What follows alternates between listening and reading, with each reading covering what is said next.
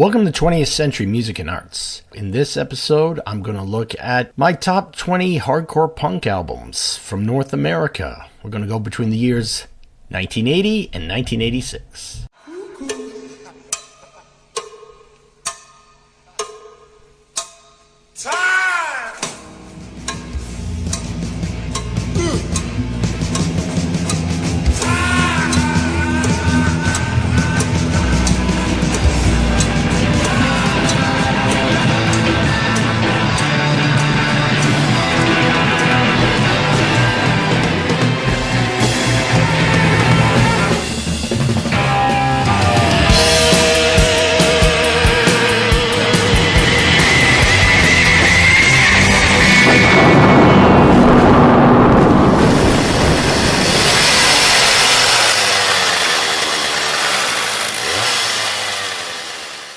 Alright, again, welcome to 20th Century Music and Arts. This is me with all my flaws. We're not getting any AI here. Now, hardcore punk is a genre that would, of course, have a massive impact on underground music scenes and even the mainstream music in particularly the 1990s, but also in the 80s. Now, what hardcore punk was taking punk rock and basically boiling it down to its its basic brutality. The musicians who played this music, they ranged from complete amateurs to ones who were extremely adept, and sometimes the musicians themselves would start out as simple beginners and end up being experts after playing numerous shows. But what was great is this genre allowed people to pick up instruments who may have felt intimidated before and led themselves to, a path of exploration. Bands who started in hardcore punk would often end up playing a different form of music, whether it was metal, kind of more alternative college rock, some complete noise, even things like reggae and funk. But so many people in this music genre, they really called hardcore punk. It wasn't just the style of music, it was also an identity. And I remember even in the mid-90s meeting and talking to people, and they much felt that, the hardcore music scene was an essential part of who they were. It wasn't just a music genre, even though in some cases they were playing music that was very different from the original hardcore punk. But what I think we do here is we'll look at hardcore punk in the early to mid 80s, and I'm going to select about 20 albums. I'm going to do one album per band, and I'm going to look at stuff that mostly doesn't stray too far away from that key hardcore sound, but there will be a bit of straying, a bit of diversity. But anyway, let me shut up and get to it. First of all, we got to start with the Dead Kennedys in 1980 with their album Fresh Fruit for Rotting Vegetables. Of course, famously known for their politically charged singer, Jello Biafra. And they play a very intense form of punk rock, and sometimes they're at this real breakneck speed. And the sound here, particularly East Bay Ray's guitar playing, it references surf instrumental bands from, 20 years earlier in the early 1960s. But of course, the focal point is really Jello Biafra, and he's just full of sarcasm, satire, and irony. And, he criticizes just about everyone on this album, and it's great. Highlight tracks include Kill the Poor, Let's Lynch the Landlord, California Uber Alles, Holiday in Cambodia, and of course, this amazing cover of Viva Las Vegas. Great stuff. Also from 1980, we got the Circle Jerks album, Group Sex. This album is really loud, fast, snotty, in your face. Singer Keith Morris, he'd been in Black Flag. And again, this is kind of your classic California hardcore punk. And this is before the sort of infection of pop punk that happens later. Most of the songs are around the 1 minute mark, maybe a little longer, a little less. Now, if you want to discover what hardcore punk is about, this is a good album to start with. Some highlight songs include Deny Everything, Operation, Paid Vacation, Live Fast, Die Young. The album, again, it's only around 50 minutes, so listen to the whole thing. That's another thing. I'm trying to keep it to LP and not EP on this list, but it's sometimes hard to distinguish because of how short a lot of hardcore punk songs are. Let's go up to Canada. DOA's Hardcore 81, and this is up in BC, Vancouver, and it's their second album, and it's actually the first album that references hardcore in the name, and that's interesting. And it's actually, the sound here is kind of transitional because it's got a lot of the elements found in sort of the first wave of British punk and stuff like American punk, like the Dead Boys. But there's still enough, fierceness and aggression to put into the hardcore punk category. And singer Joey Keithley, he almost sounds English in his delivery, like he's a British punk. And there's just amazing songs in this album. Highlight includes the songs named after the band, DOA, there's one called Slumlord, 001 Losers Club, Smash the State, and there's this awesome cover of Led Zeppelin's Communication Breakdown. Also, check out the amazing drumming by the future Danzig member, Chuck Biscuits. Now, the Adolescence album from 1981 is next, and this is pure, again, Southern California hardcore punk. It's also known as the Blue Album. It's a debut album by the Adolescents. Absolutely fantastic. There is enough aggression, but it fused with a bit of melody, but the sound is tough. It doesn't revert to that pop punk sound, but it would be massively influential on numerous bands, and it would be sort of the basis of what was called the Orange County sound. The album has, it has great dynamics, quick time changes. Check out the tracks: I Hate Children, Wrecking Crew, Kids of the Black Hole, and of course, Amoeba was amazing sing-along chorus. And there's also a great track called Creatures. Yeah, the whole album's incredible. But if we stay in California, and we're in 1981, we absolutely have to talk about Black Flag Damaged. For me, this is the quintessential hardcore punk album. I love the Black Flag material with Keith Morris, Ron Reyes, and Des Cadena on vocals, but it was the arrival of Henry Rollins that really brought the aggression, that seared the legacy of this band, sort of in the consciousness of the fan base and for this in music in general. The sound of the band would obviously progress after this album, but Damage is really pure hardcore punk. And the album sounds like the cover, which shows Rollins breaking a mirror with his fist. If you need to get up in the morning and face the world, there's no greater track than the opener Rise Above. You've got hilarious tracks on the album too, like Six Pack and TV Party. There's also the fantastic Thirsty and Miserable, Gimme Gimme Gimme, Depression, Life of Pain, Damage 1 and 2. It's just a magnificent album of pure aggression. You gotta get it. Now, Bad Brains' self-titled album from 1982. We got to talk about this band. This is a band you have to listen to the music and really experience it to really understand it.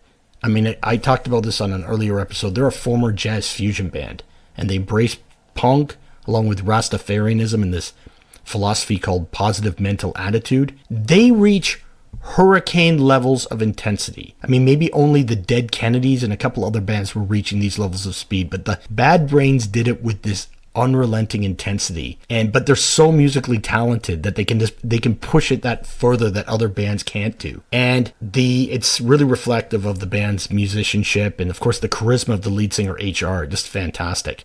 These guys had been playing since the late 70s, and arguably they invented hardcore punk. The whole album is amazing. But highlights include Sailing On, Attitude, Band in DC, Fearless Vampire Killers, and I. There's even this time for a reggae track called Jack Calling. This is a must-have. Bad Brains are just awesome. And of course, one of my favorite bands is next, and that's the Misfits, Walk Among Us from 1982. Now, the Misfits predate hardcore, but when there was the rise of hardcore punk, they were very much embraced by the scene. Now, this album ended up being their debut, due to the fact that an earlier album of theirs had been unreleased. So this is their debut full-length LP. This album is heavy and intense with great sing-along melodies provided by Glenn Danzig and all this great horror-themed lyrics. Incredible from start to finish, with highlight tracks including 20 Eyes, All Hell Breaks Loose, Vampira, Night of Living Dead, Skulls, Astro Zombies, and this amazing live version of Mommy, Can I Go Out and Kill Tonight? You definitely got to have this in your collection. Now, next, we have Landshark by the group Fang, also from 1982. This album was one of Kurt Cobain's favorites, made that top 100 list, and it's got this very raw, grungy, noisy sound. The album is kind of both mid-paced and has the faster hardcore stuff as well. It's a bit faster than Flipper, but it has that kind of grungy mid-paced sound at times too. Lots of noisy feedback here, just from the amp being turned up too loud. Highlight tracks include Money Will Roll Right In, Landshark, Diary of, Drunk and Crazy, and An Invitation. It's just great, crude, noisy, hardcore punk. Great stuff. Next we have SSD Control, The Kids Will Have Their Say from 1982. This is very high octane, fast, hardcore punk.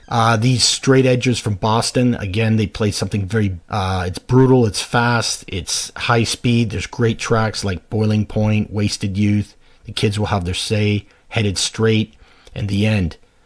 This would actually, you'd hear this sound in New York hardcore bands later. For number 10, I got Husker Du, Everything Falls Apart. I could have chosen their debut Landspeed record, which is really full-on hardcore punk, but it's a live album. I don't want to stick to studio albums. There's a little bit of the hint of the experimentation and the melody that the band would pursue later, but most of this is absolutely fierce hardcore punk. So many great tracks here. From The Gut is one, Punch Drunk, Signals from Above, Everything Falls Apart, Wheels, and there's an amazing cover of Sunshine Superman by Donovan. Now, if we want to talk about just fierceness, we got to talk about Negative's Approach's Tied Down from 1983. They're taking cues from both the American and British hardcore sounds, and they create this really, really aggressive version of hardcore punk. Singer John Brannon's gravelly voice brings up a like this high testosterone rage to the sound. So many great tracks here. Tied Down, Evacuate, Said and Done, Your Mistake, and I'll Survive. Yeah, definitely check out Negative Approach. And of course, how a lot of people got exposed to hardcore punk for the first time, and I think this was probably my first exposure too, which would be the debut album by Suicidal Tendencies from 1983. Now, this was one of the highest selling or biggest selling hardcore punk albums, and they even had a video that went on MTV. Okay, these guys are really unique. They had an LA gang and state skateboarding aesthetic, and they really combined punks with some elements of metal. This would be a huge influence on the crossover thrash sound, and they would very much go into that later on in the 80s. So many great songs here. Lots of humor, sometimes very offensive. Songs like I Shot the Devil, Subliminal, I Saw Your Mom, and Suicidal Failure, and Institutionalized, which got its own video. It's like this dramatic monologue that, you know, it will descend into the cacophony of the chorus and then come back to the monologue. It's great stuff, and one has to really wonder if how things would have turned out if Mike's mom just gave him a Pepsi. Okay, for number 13, Minor Threat, 1984. And now, because I was sticking with LPs, I know many of you were wondering when Minor Threat was going to show up. So, of course, this LP combines the original Minor Threat EP from 1981 and also the In My Eyes EP, also from 1981.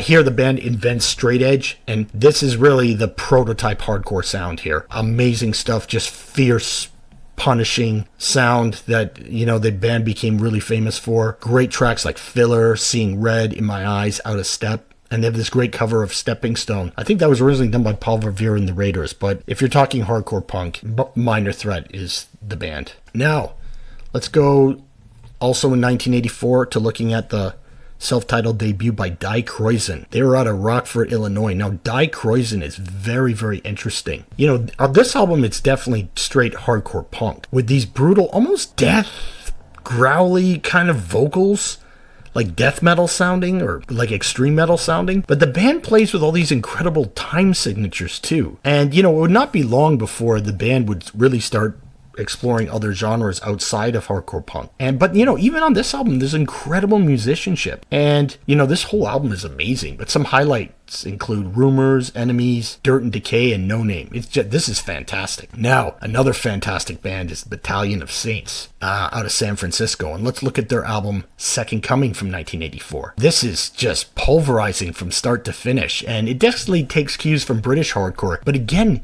here there's really tight musicianship that's as good as any thrash metal band. So many great tracks here, like My Mind's Diseased, Holy Vision, Second Coming, No Time, Doomed World, and there's an amazing cover of Motorhead's Ace of Spades. Yeah, definitely got to check out Battalion of Saints. And, you know, we're starting to get into the world sort of crossover, so let's look at one of the bands that was known for crossover, and I'm talking about the debut full-length album by Corrosion of Conformity, Eye for Eye.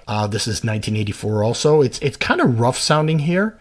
Some people were critical of this album. I quite like it, though. You see an influence of Discharge and Black Flag, and it's just got this post-apocalyptic feel to the songs. Standout tracks include Minds Are Controlled, Poison Planet, Eye for Eye, and there's a great cover of Fleetwood Mac's Green Manalishi.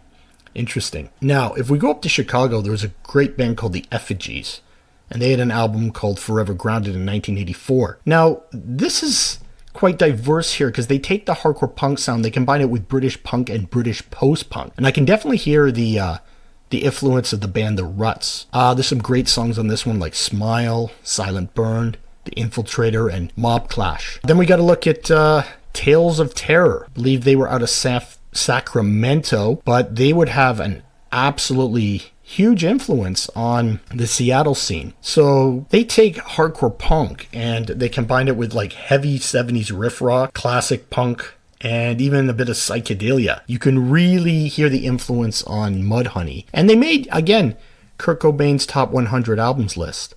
So many great songs like That Girl, Death Rider, Tales of Terror. There's a song called Ozzy. And, you know, they do an awesome version of Hound Dog, too. Yeah, great album. And then we're back to kind of the crossover thing. So we're going to look at, for 1985, we're going to look at DRI's Dealing With It. You know, they're out of Houston, Texas. And looking at their album Dealing With It, there's some metal elements in the background, but musically this is in-your-face, unrelenting hardcore punk with so many songs averaging, you know, slightly less or slightly more than a minute. Great songs like I'd Rather Be Sleeping, Yes Ma'am, Couch Slouch, I Don't Need Society, and On My Way Home. Yeah, essential stuff with DRI. Now, a lot of people say the peak of the years of hardcore punk is like 80 to 84. But you know what? I extended the years on this list to 1986 so I can include this album. And of course, I'm talking about The Age of Quarrel by the Cro-Mags. This band here, they take the intensity of hardcore punk, particularly the sound intensity that the Bad Brains were doing, and they combine it with stuff like Motorhead and thrash metal. But they still keep those sort of like anthemic choruses that everyone can sing along in the mosh pit. It's just heavy, intense, awesome music. And it's crossover, like what we call crossover thrash, which takes thrash metal and hardcore punk and mixes it. But this is definitely more in the hardcore punk world. And it's also very much a working class New York punk world. And of course, you've got the opener, We Gotta Know. It's just amazing. And then World Peace, Street Justice, Hard Times, Life of My Own. I mean, the whole album is, you gotta listen to the whole thing. It's absolutely amazing. So thank you for watching 20th Century Music and Arts. I know I missed hundreds of albums between the years 1980 and 1986 with hardcore punk. I'm aware of that. And you know what you can do? You can either put your favorite hardcore punk album, or you can list albums that you think I should have included on the list. Thanks for watching. Bye.